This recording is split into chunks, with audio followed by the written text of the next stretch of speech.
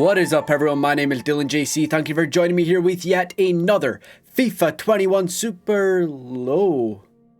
The time has come. Guys, welcome to the start of FIFA 22 content on this channel. We are starting off with the FIFA 22 beta. I would just like to say a massive thank you to my good friend Craig for sending me his FIFA 22 code. Well, except he didn't really send me the code. He sent me his PlayStation login because I never got sent a code. EA, they don't like me. They don't like me at all. They probably knew I was going to put something on the channel, so they decided we're not going to send you a code. But I managed to get my hands on the FIFA 22 beta eventually, and I am going to be posting some content on the channel. So EA, suck it. So what basically we're going to be running through over the next couple of videos are, we're going to be running through the menu, career mode, kickoff, ultimate team, pro clubs, Volta if anyone even plays that anymore. Did anyone even play it in the first place? I don't know. So what we're going to be doing is we're going to load up FIFA 22 for the second time. I've already played it a little. I tested it out. I wanted to make sure it all worked. Wanted to kind of tweak a few things. And I have to say, the game is, well, it's FIFA, isn't it? It's never really going to change. However, I have to admit, career mode is the one and only reason I really am going to probably buy FIFA, because career mode, they've taken a massive jump. You know, I've heard that player career mode has really, you know, stepped up its game, and of course manager career, you can now create a club. So without any further ado, let's get into the FIFA 22 beta and check out the main menu screen selection points. So here we are now loading up FIFA 22. I've decided to turn off my webcam just so you can get a full feel, and as you can see, gameplay recording has been paused as it has been blocked by EA to make sure you don't, you know, people aren't capturing the gameplay. Well, there's always workarounds. Now, before I forget to mention, don't forget to smash the like button, subscribe to the channel, turn that notification bell on, because there's tons of FIFA 22 content coming your way. So keep an eye out for all of that throughout the days. And I'm probably going to be posting most of the videos on the original day from this video. So, you know, keep an eye out on all of that. So as we load up, I feel like the start of it actually loaded up slightly, just a little bit quicker than usual. And I can't remember if in FIFA 21, if they gave you the option to select the language, but I always remember that was a thing for FIFA games. So that's now gone unless they decide to add it past the beta, which they probably will. So I believe as you load up these kind of like selection points, ultimate team, kickoff, play, settings, I think maybe settings is always there, but I feel like these always kind of change about. You know, the loading screen, the main menu screen, it's the same roughly. They always kind of keep it the same, which it's not a bad thing because it keeps it easy for everyone to kind of remember. But I mean, what we're going to do is we're going to start off with a boring thing and we're going to go on to settings. So obviously settings, you've got your video calibration, game settings, accessibility, custom controls, all this crap. You got the pre-release feedback, where, you know, if I've got any feedback, I'll let EA know.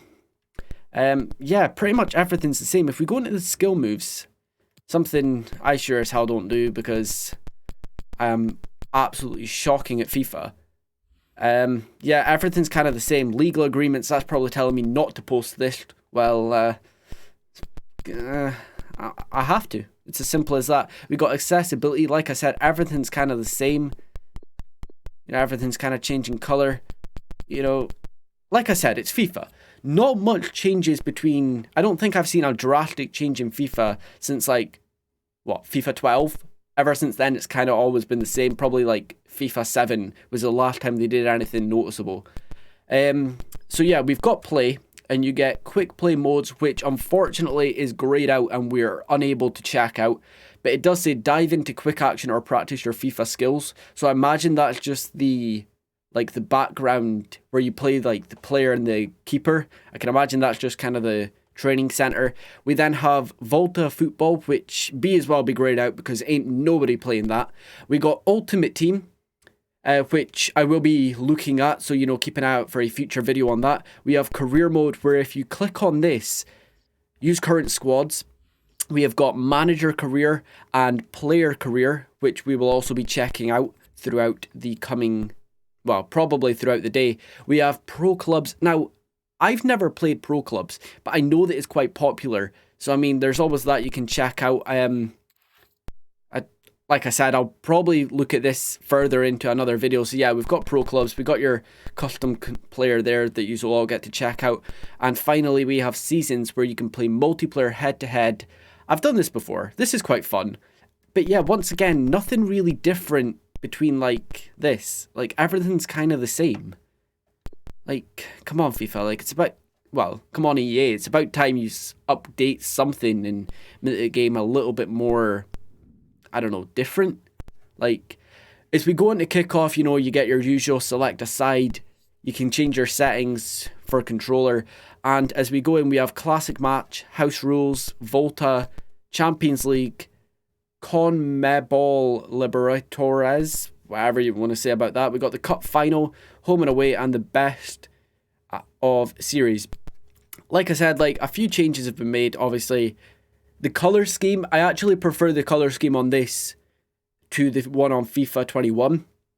Obviously, we got some top players there. We got, you know, Son, and we got a few of the cups as well. We got Mbappe, the main man, there as well. And if we go into house rules, we've still got the same. I don't believe any's been added. We've got first two, which is obviously you can set it to first to 1, 2, 3, 4, or 5.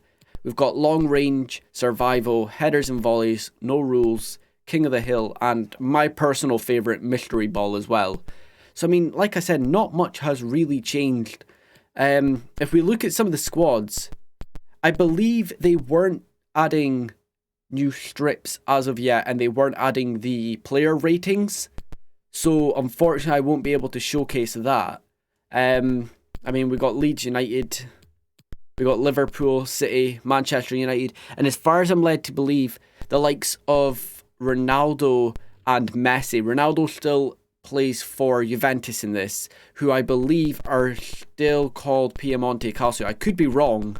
If we have a quick, yeah, Piemonte Calcio. They're still, I believe that's like a dispute between EA and PES. I think PES own the ownership of Juventus. So Ronaldo is still currently at Piemonte Calcio, whereas Messi is still currently at Barcelona. However, the likes of Aguero went to Barcelona. Donnarumma and Wijnaldum are at PSG as well. So, there's a few changes that they'll have to obviously make between the beta and their initial release of the game, which I believe is like it's like early October.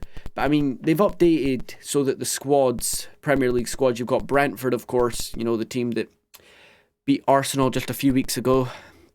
Yeah. So, I mean, like I said, not much has really changed between FIFA 21 and FIFA 22, other than kind of the drastic colours. Like, they've updated the colour scheme a little.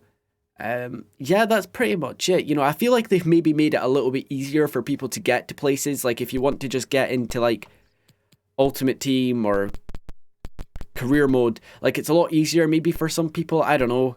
Like, the good thing is with EA, they don't update it very often, but at least it gives people the chance to just, if you're playing FIFA for the very first time, it's very easy to understand. Like, it is really easy. You know where you're going. If you want to play a quick game, you go into play Kickoff. You want to play Ultimate Team, it says it there. You want to play Career, it says it there. Pro Clubs, once again, it says it there.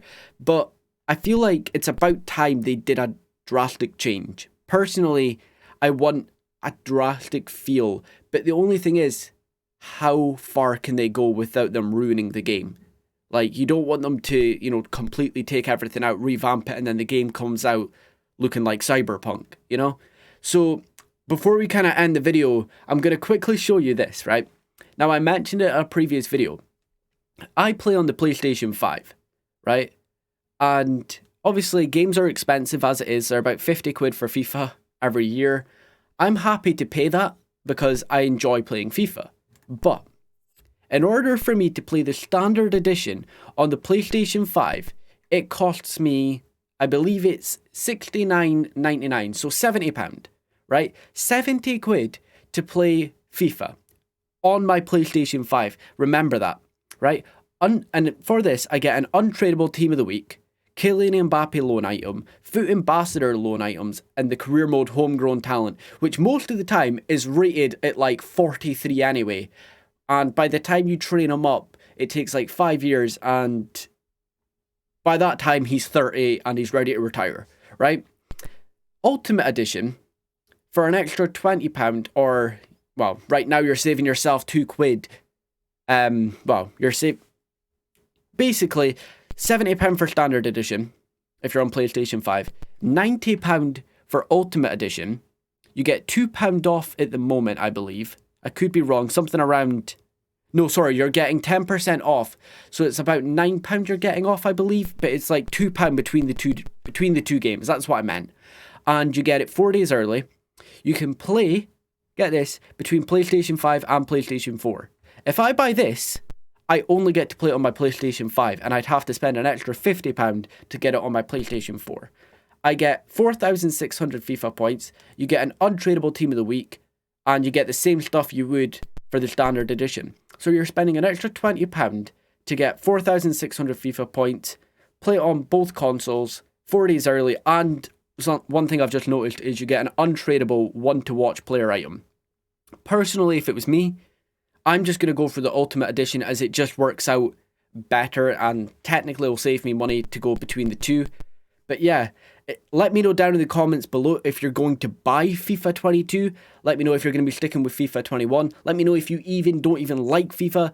Let me know, what you think of the main menu screen, what you want to see me bring to the channel in regards to FIFA 22. And finally, let me know which one you would buy between the Ultimate Edition and the Standard Edition. Thank you all for watching, and I will see you all in the next FIFA 22 beta content coming up on the channel. See you soon, guys.